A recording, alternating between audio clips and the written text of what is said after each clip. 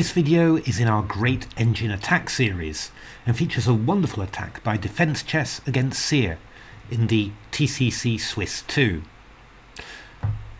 White plays a central break on move 14 that really seems to unleash a lot of attacking potential, and this attack builds up and it combines two unusual themes. Well, mating threats against the opponent's king, that's not so unusual, but also combined with threats of trapping the opponent's queen. I think it's a very unusual attack, but also very instructive because it arises in a pretty typical pawn structure in the Queen's Indian, so it's definitely something to remember. So this is the position after move 13, and here White plays the central break e4. And after d takes e4, the reply is the interesting knight e5. And this gives Black a little bit of a dilemma. Knight takes e5, d takes e5 is rather unpleasant. But if you don't remove the knight, then there's always the danger of pressure on f7 building, maybe with a move like queen b3. Now, Seer decided to well, sort of fight fire with fire, I suppose, and played this move knight d5. The idea of this move is, well, first of all, to threaten knight takes f4, doubling up the white pawns, to get the knight out of the way of an attack of the pawn after knight takes e5, d takes e5, but also just to try and bring the other knight round to f6 and start to unravel Black's position. But here Defense Chess played a tactical sequence that's it's quite long and quite forcing in actual fact, but and a huge number of very nice tactical points. So bishop takes e4 was played, hitting h7. And now a natural move for Black would be to play knight f6, hitting the bishop on e4, defending the pawn on h7. But I was a bit surprised when I saw that, well, this was quite an obvious continuation, just to take on d5, force a pawn on d5, and then play the bishop to f5. Looks pretty good. But I was a bit shocked when Stockfish was giving +3 on this. However, I mean, there's one very big point in this, that after a move like g6, for example, then White has this idea knight g4. Now, g takes f5 we'll have a look at, but something like knight takes g4 is met by bishop c7, and the queen on d8 is trapped. And, well, this is a theme in many tactical variations, and, well, a very big reason why so many lines are so fraught for Black. So, I mean, g takes f5 is obvious, and then we go knight h6 check, king f8, queen f5, and, well, this is very, very unpleasant for Black. The knight's rather pinned to the f6 square because of the threat of mate against f7, and yeah, it's just so difficult for Black to free himself. Bishop d6 is one nice try. This was a very nice variation, and then Stockfish points out rook e8 takes, rook e1 check, king f8, and then the stunning move rook e6.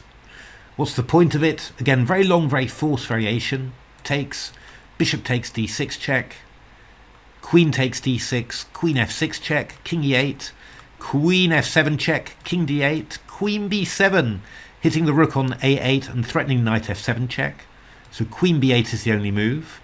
And then we have this lovely idea, check there, knight check, king goes to d8. If queen d6, obviously, I take the rook on a8, king d8, and queen h7. And, well, Black is paralyzed, and queen takes d6 would simply lose the rook to queen g8 check. So a very long variation, but somehow, not too many branches. Once you get the main idea, it follows quite naturally through to the end. But this is the reason why, Black didn't want to just play knight f6 after bishop takes e4, and Black went for it with knight takes f4, really asking White, well, what have you got? Well, it turned out to be quite a bit, actually.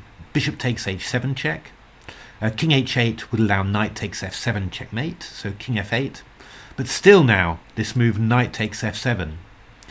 And this is extremely surprising, because after king takes f7, the follow-up is just very quiet. It's this move g takes f4. And it turns out that it's very, very difficult for Black to do anything at all. The first threat that white's got is to play the move queen to b3 check. And after king f8, there's queen g8 mate. So a move like knight f8 that covers g6, which looks like a threat, is just met by queen b3 check. And, well, what can black do? Not very much. King f6 allows knight e4 checkmate. So knight f6 looks reasonable. Covers covers g8, so queen b3. I can just go back to f8, no problem at all. But it's a bit more complicated than that, and these are things that that are easy to miss as humans. Bishop g6 check, king f8, queen b3 check, knight d5. We block mate on f7. We're surviving, right? Well, that's what you might think, but unfortunately there's a follow-up, and that move is to play f5. And what emerges, it's that black is unable to move this bishop on e7, and black is going to get completely tied up now. After queen d6, we go rook e6, and we're just going to bring the rook to e1, and this bishop on e7 still can't move. White's a piece down, but black can do absolutely nothing. So queen f4 was played, knight takes d5, so if c takes d5, rook e1 is going to be extremely dangerous. Try and find a way out of that. Queen h3 is another threat that's coming in. So actually Seer played quite interestingly. He played queen g4 check, king h1, and now c5. And well, in the chat somebody suggested bishop takes e8, which looks quite reasonable, but there's this great move c4, which interrupts the communication between the queen and the knight. And if we do something like queen c4, we've got queen f3 check, and then bishop takes d5, and all of a sudden the game has turned around. But again, you know, these are tactics that are complicated for a human to spot, but not at all for an engine. I mean, that's why they can just look at a position like this and yeah, and give, you know, +6 or +7. But for a human, it's still very, very unclear. But d takes c5 was played to stop this idea of c4. And after bishop c5, bishop takes e8, rook e8, check there, f3, blocking the a8, h1 diagonal, and rook d1. White was the, well, exchanging a pawn up. And, well, black resisted for quite a while, but 30 moves later, the win was there. So a very interesting attack there. I really love this this attack. I mean, the idea of e4 and knight e5 was very nice. I mean, an excellent way to put pressure on the black position. But this refutation of black's idea of knight d5 takes f4, you know, a knight sack followed by a quiet move. You know, these are difficult things for humans to visualize, because obviously every quiet move that suddenly increases the possibilities that that the opponent has got. You know, if you're forcing the opponent, maybe he's only got one move to reply, only one move you need to calculate.